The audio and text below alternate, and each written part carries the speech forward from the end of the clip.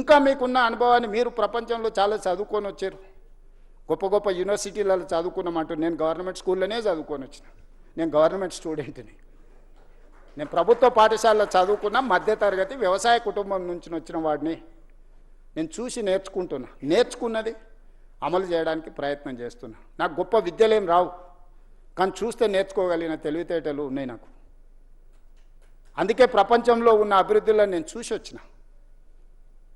Saying is belief అంటారు, నకల్ మారనేకి వెళ్ళి అకల్ రహనా అంటారు.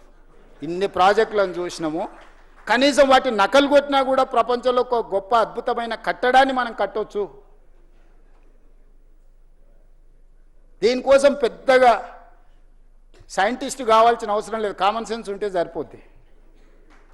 అది కూడా లేకుండా మాట్లాడితే ఇంకా నేను చేయగలిగింది ఏముంది, జాలిపడడం తప్ప. నాకున్న అవకాశం ఏంది, మీరందరు సలహా చేయండి, మీరందరు తీర్మానం చేయండి, వద్దు ఈ ప్రాజెక్ట్ ఆపేద్దామంటే I don't have any issues.